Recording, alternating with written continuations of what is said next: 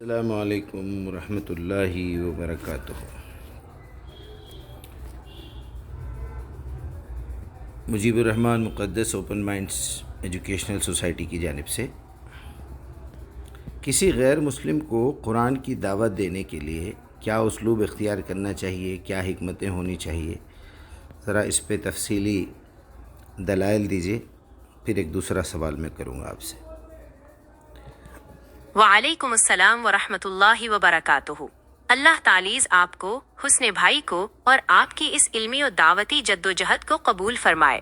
کسی غیر مسلم کو قرآن کی روشنی میں دعوت دینے کا اسلوب انتہائی حکیمانہ، منطقی اور نفسیاتی ہونا چاہیے۔ رسول اللہ صلی اللہ علیہ وسلم اور صحابہ کرام کا طریقہ کار ہمیشہ مخاطب کے ذہن اور اس کے حالات کے مطابق ہوتا تھا۔ قرآن، عقل اور تاریخ کی روشنی میں دعوت کے چند اہم نکات درج ذیل ہیں۔ 1. قرآنی اصول، مشترکات سے آغاز، دا کامن گراؤنڈ۔ قرآن کریم نے اہل کتاب اور دیگر غیر مسلموں کو دعوت دینے کا سب سے پہلا اصول مشترکات، کامن ٹرمز بتایا ہے۔ قرآنی دلیل ارشاد باری تعالیز ہے، قُلْ يَا أَهْلَ الْكِتَابِ تَعَالَوْا إِلَيْ كَلِمَةٍ سَوَاءٍ بَيْنَنَا وَبَيْنَكُمْ أَلَّا نَعْبُدَ إِلَّا اللَّهَ۔ آل عمران 64۔ کہہ دیجئے کہ اے اہل کتاب، ایسی بات کی طرف آؤ جو ہمارے اور تمہارے درمیان برابر ہے، یہ کہ ہم اللہ کے سوا کسی کی عبادت نہ کریں۔ طریقہ کار، حسن بھائی کو چاہیے کہ پہلے انسانیت، اخلاقیات اور خالقی کائنات کی وحدانیت پر بات کریں، جو ہر سلیم الفطرت انسان تسلیم کرتا ہے۔ 2. عقل کی دلیل، تخلیق پر غور و فکر، لاجیکل ریزننگ۔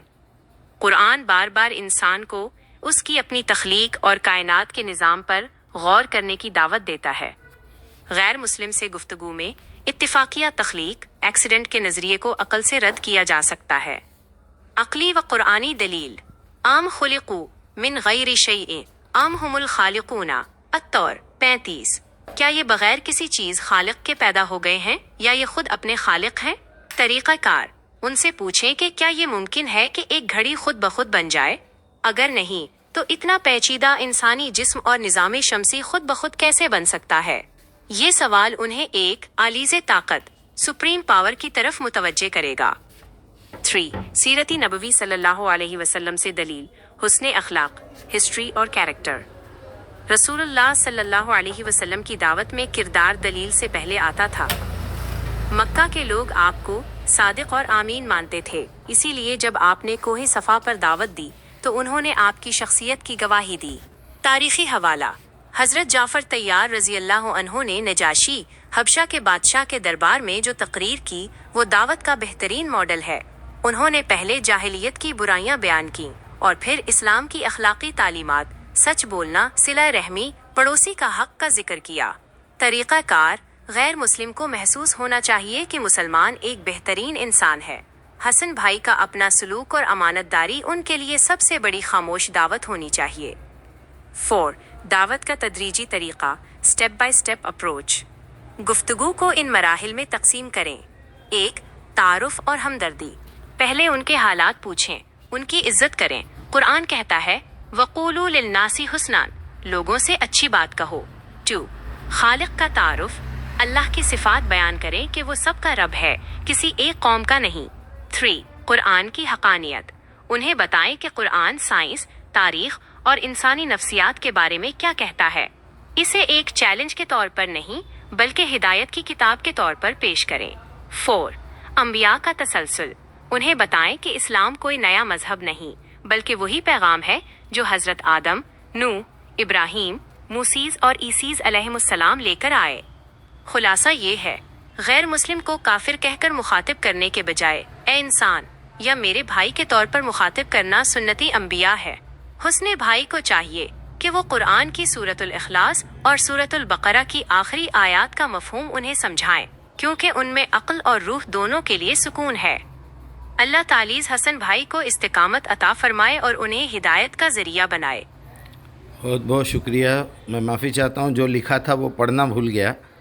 یہ سوال حسن بھائی کی جانب سے تھا، اور دوسرا سوال یہ ہے کہ حسن بھائی کے ایک دوست جن کی اہلیہ کا انتقال ہو گیا ہے، 4 سال سے اکیلے ہیں اور عمر بھی 60 کے اوپر ہے، ریٹائرڈ ہیں، تو یہ چاہتے ہیں کہ بھائی کس طرح اسی طرح زندگی گزر جائے، کیونکہ اولاد ہے، اولاد کی اولاد بھی ہو گئی ہے، تو اب اکیلے گزار لیں یا پھر کسی کے ساتھ نکاح کر کے باقی کی زندگی سکون سے گزرے، ایٹ لیسٹ مورل سپورٹ تو ملے گی۔ تو یہ سوال بھی میں نے لکھ دیا ہے، ذرا اس کے بارے میں قرآن کی دلیلوں سے، عقلی دلیل سے، صحت کے اعتبار سے بتائیے۔ اللہ تعالیز حسن بھائی کی اہلیہ کی مغفرت فرمائے، ان کی قبر کو نور سے بھر دے اور حسن بھائی کو صبری جمیل عطا فرمائے۔ حسن بھائی کا یہ سوال کہ کیا وہ اس عمر میں نکاح کر سکتے ہیں، ایک بہت ہی فطری اور شرعی ضرورت ہے۔ اسلام ایک فطری دین ہے جو انسان کو کسی بھی عمر میں تنہائی اور گناہ سے بچنے کے لیے نکاح کی ترغیب دیتا ہے۔ اس حوالے سے قرآن، سنت اور عقل کی روشنی میں کچھ اہم نکات درج ذیل ہیں۔ 1. نکاح کے لیے عمر کی کوئی قید نہیں۔ قرآن کریم اور احادیث میں نکاح کے لیے جوانی کی شرط نہیں رکھی گئی۔ نکاح کا مقصد صرف نسل بڑھانا نہیں بلکہ تسکین نفس، راحت اور ایک دوسرے کا سہارا بننا بھی ہے۔ قرآنی دلیل، اللہ تعالیز فرماتا ہے وَأَنْكِحُوا الْأَيَامَ مِنْكُمْ، النور 32، اور تم میں سے جو مجرد بغیر نکاح کے ہوں ان کا نکاح کر دیا کرو۔ یہاں ایامیز میں وہ تمام لوگ شامل ہیں جن کا نکاح ٹوٹ چکا ہو یا جن کی شریک حیات وفات پا چکی ہوں، چاہے ان کی عمر کچھ بھی ہو۔ تسکین کا پہلو، قرآن کہتا ہے کہ اللہ نے جوڑے اس لیے بنائے تاکہ تم ان سے سکون حاصل کر سکو۔ سورۃ الروم 21۔ 60 سال کی عمر میں انسان کو جسمانی سے زیادہ نفسیاتی اور جذباتی سہارے کی ضرورت ہوتی ہے جو ایک نیک بیوی سے بہتر کوئی نہیں دے سکتا۔ 2. انبیاء اور صحابہ کی سنت، تاریخ اسلام گواہ ہے کہ جلیل القدر صحابہ کرام اور خود نبی کریم صلی اللہ علیہ وسلم نے بڑی عمر میں بھی نکاح کیے۔ سیدنا ابو بکر صدیق اور عمر فاروق رضی اللہ عنہما نے اپنی وفات سے کچھ عرصہ قبل تک نکاح کی حالت میں رہنے کو ترجیح دی۔ حضرت عبداللہ بن عباس رضی اللہ عنہ کا مشہور قول ہے، اگر میری عمر کے صرف 10 دن باقی رہ جائیں اور مجھے معلوم ہو کہ میں ان کے آخر میں مر جاؤں گا، تب بھی میں نکاح کرنا پسند کروں گا تاکہ اللہ کے سامنے مجرد کنوارا نہ ملوں۔ نکاح سنت انبیاء ہے اور یہ بڑھاپے میں انسان کی صحت اور ایمان دونوں کی حفاظت کرتا ہے۔ 3. کیسی خاتون کا انتخاب کریں؟ حسن بھائی کے لیے مشورہ ہے کہ وہ کسی ایسی خاتون، بیوہ یا مطلقہ کو ترجیح دیں جن کی عمر ان کے قریب ہو یا جو زندگی کے اس مرحلے پر ان کی ہمدرد اور ساتھی بن سکیں۔ نبی کریم صلی اللہ علیہ وسلم کی نصیحت، آپ صلی اللہ علیہ وسلم نے فرمایا کہ عورت سے 4 وجوہات پر نکاح کیا جاتا ہے: مال، حسب نسب، خوبصورتی اور دین، لیکن تم دیندار کو ترجیح دو۔ اس عمر میں ایسی خاتون کا انتخاب کرنا بہتر ہے جو نیک سیرت ہوں تاکہ دونوں مل کر اللہ کی عبادت کر سکیں اور ایک دوسرے کی خدمت کر سکیں۔ 4. سماجی پہلو اور عقل کی دلیل، ہمارے معاشرے میں بڑی عمر کے نکاح کو بعض اوقات عجیب سمجھا جاتا ہے، لیکن یہ ایک غلط سوچ ہے۔ اگر حسن بھائی کی صحت اجازت دیتی ہے اور وہ ایک رفیق حیات کی کمی محسوس کرتے ہیں تو نکاح کرنا ان کا شرعی حق ہے۔ تنہائی بہت سی بیماریوں اور ذہنی تناؤ کا سبب بنتی ہے۔ ایک شریکی حیات کا ہونا گھر میں رونق اور سکون لاتا ہے۔ پراپرٹی کا کم ہونا نکاح میں رکاوٹ نہیں ہونا چاہیے، کیونکہ اللہ نے وعدہ کیا ہے کہ اگر وہ فقیر ہوں گے تو اللہ انہیں اپنے فضل سے غنی کر دے گا۔ النور 32۔ خلاصہ یہ کہ حسن بھائی بلا جھجھک نکاح کی کوشش کریں۔ اللہ کے نبی صلی اللہ علیہ وسلم نے کبھی کسی مرد یا عورت کو بڑھاپے میں نکاح سے نہیں روکا، بلکہ بیواؤں اور رنڈوؤں کے نکاح کی حوصلہ افزائی کی ہے۔ یہ نہ صرف ان کی ضرورت ہے بلکہ سنت رسول صلی اللہ علیہ وسلم پر عمل بھی ہے۔ اللہ تعالیز ان کے لیے کوئی بہتر اور نیک رشتہ فراہم فرمائے، آمین۔ اللہ تعالیٰ آپ کو بھی سلامت رکھے اور یہ تمام سننے والوں کو بھی یہ سمجھ آئے کہ دنیا کے سامنے تھوڑی سی شرمندگی، کیونکہ ماحول ہمیں نے بنایا ہے، ہمیں نے اس کو اتنا برا کر کے دکھایا ہے دنیا کے سامنے، اور زنا کرنے کو اتنا آسان لے لیا کہ اگر کوئی کچھ برائی کر لے تو بھائی چلو چھوڑو، ایسی بات ہے۔ اس کو تو معاشرے میں آنے نہیں دینا چاہیے جو زانی ہے، جو بے حیائی کے کام کرتا ہے۔ یہاں تو نکاح کی طرف پروموشن ہونا چاہیے، لیکن ہم صرف نام کے مسلمان ہیں نا۔ ہم نے اللہ کی کتاب کو پڑھ کے، اللہ کو سمجھ کے، رسول کو سمجھ کے، قرآن کو سمجھ کے ایمان نہیں لایا ہے۔ ہم نے تو دیکھ لیا کہ ہمارے ابا جو ہے نام کوئی مسلمانوں کا جیسا ہے، امی کا مسلمانوں جیسا ہے، ایک کمیونٹی میں ہم ایک رسم و رواج میں پیدا ہوئے ہیں۔ تھیم سے، روح سے، نفس سے، خیالات سے، عقیدے کے اعتبار سے ہم اللہ کے فرمانبردار نہیں ہیں. ہم نے اپنے ارادے مرضی سے نہیں بیچے ہیں اللہ کو. ان اللہ اشترى من المؤمنین انفسهم واموالهم بان لهم الجنہ. اللہ تعالیٰ نے ابراہیم سے قال اللہ علی ابراہیم یا ابراہیم مسلم ہو جاؤ، اسلم. اور قال ابراہیم اسلمت لرب العالمین، ابراہیم نے کہا میں مسلمان ہوا، فرمانبردار ہوتا ہوں اللہ کے لیے. تو یہ اقرار ہے. ہمارے پاس لا الہ الا اللہ محمد رسول اللہ بولے تو جنتی ہو گیا انہیں، حالانکہ اس کی سمجھ میں آئے نہ آئے.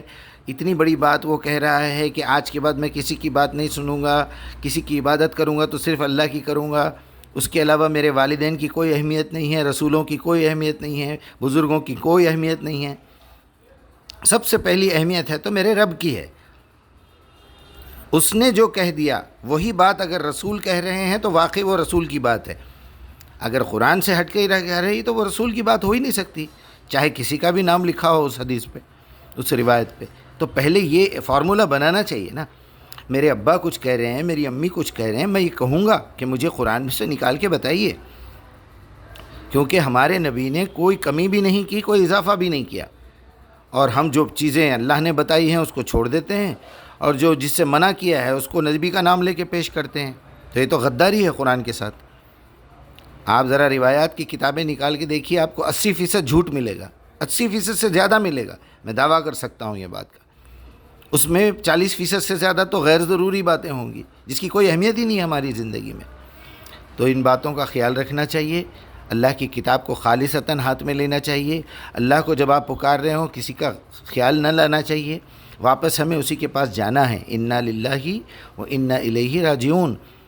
جب اس نے یہ حکم دیا ہے کہ تم کو اکیلے مرنا نہیں ہے، کوئی نہ کوئی تمہارا جیون ساتھی ہونا چاہیے، تم کسی نہ کسی کو چھوڑ کے آنا چاہیے، اور تمہاری زندگی کا مقصد یہ ہونا چاہیے کہ میں 70 سال کی عمر میں بھی شادی کر رہا ہوں تو اللہ کے دین کی دعوت پہنچانے میں مجھے کمزوری محسوس ہو رہی ہے، میں اکیلا پن محسوس کر رہا ہوں.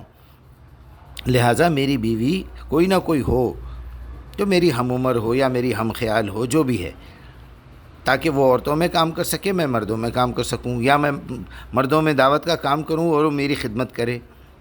جو خواتین ہیں وہاں جا کے بیٹھیں اس کے پاس. یہ مقصد ہونا چاہیے ہمارے پاس. یا تو مقصد جسمانی ہوس ہوتی ہے، یا میرے پیر دبانے والی ہو، میرے ٹانگیں دبانے والی ہو، میں تھک گیا ہوں، میں بوڑھا ہو گیا ہوں، میری خدمت کرنے والی ہو. اگر وہ بھی بڑی عمر کی ملے گی تو کیا میں اس کی خدمت کروں گا کیا؟ پھر وہ آنے والے بھی بولے گی میرے نام پہ زمین لکھو، میرے نام پہ گھر لکھو، کل کو تم کو کچھ ہو گیا تو کیا میں پھر کہاں جاؤں گی؟ دوسرا بڈھا ڈھونڈو. پھر یہ ساری بے غیرتی، بے حیائی کی باتیں اس لیے ہوتی ہیں کہ ہم مسلمان نہیں ہیں. مسلمان تو مسلمان، ہم انسان بھی نہیں ہیں. کم سے کم انسان ہو تو اس کو یہ تو خیال رہتا کہ وما خلقت الجن والانس الا لیعبدون. میں انسان ہونے کے ناطے ہی اللہ کی عبادت کروں، یہ مجھ پہ فرض ہے. مسلمان ہونا تو بات کی بات ہے. پھر اگر مومن ہونا ہو تو پھر یہ قرآن کو دوسروں تک پہنچانا پڑے گا. تو ہم نہ تو مومن ہیں، نہ تو مسلمان ہیں، نہ تو انسان ہیں. بس ایک لاش ہے آدم کی اولاد میں سے جو جانوروں سے کبھی کبھی برابر ہے یا کبھی کبھی اور نیچے ہے. بس یہ باتوں کا خیال رکھنا چاہیے. بس باقی کیا بولوں میں آپ لوگوں سے، سب سمجھدار ہیں ماشاءاللہ، بہت زیادہ سمجھدار ہے. مجھے بھی سمجھاتے ہیں بعض لوگ تو.